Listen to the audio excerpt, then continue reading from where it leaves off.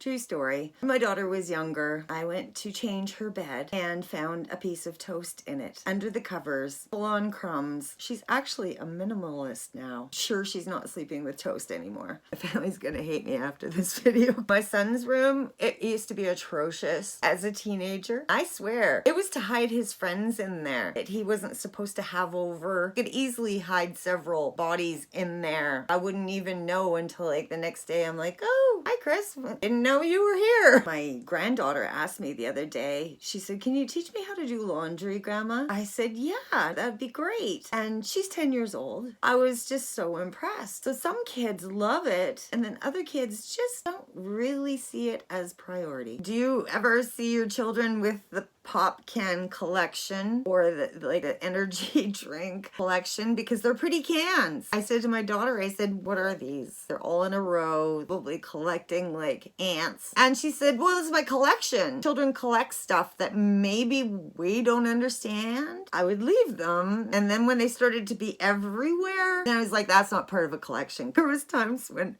I overruled her collections. I bet you she's got a whole collection now where she's living and probably going, Mom can't touch it. We can sometimes be overbearing with what we feel is worthy of keeping and what's not. And I think that's important to allow them to have their space to a certain degree, if it's not unhealthy. Try to respect that it's something of importance to them because they could hold that against us at some point in time. I hope she doesn't hate me for getting rid of her can collection.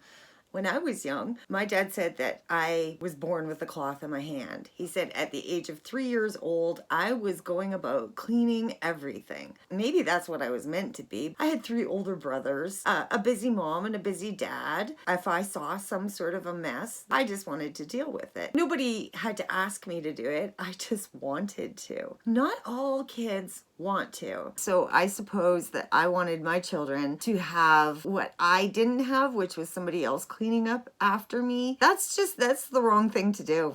I didn't do my kids really any favors by doing that. I spoiled all of my children when they were younger. As far as when things got to a certain level, I would sort of take over and I would do the cleaning. At a very young age, I think it's the perfect time to show them how to do things for cleaning and get them interested. They're either going to want to do it or not. It's just like this crucial period of time where you can like show them to hold the dustpan, have them do little tasks, putting their toys away, doing things for themselves, and teaching them that independence and responsibility. Even if you're really super busy and you really don't have that much time with your kids, it can become valuable time if you're doing something in the kitchen and maybe they can help put the dishes in the dishwasher or bring you some recycling that's laying around. There's a lot of different things that we can do to spend quality time with our kids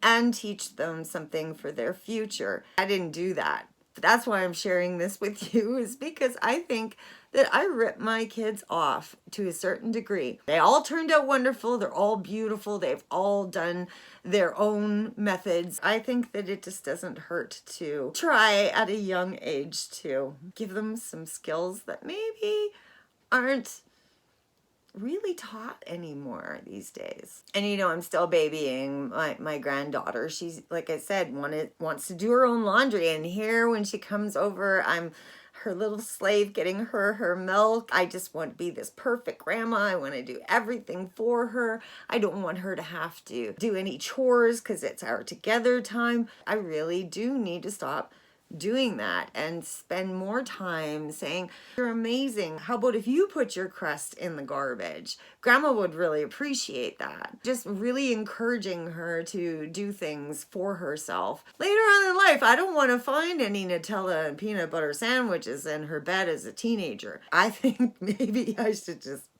nip it in the bud. Nip it in the bud.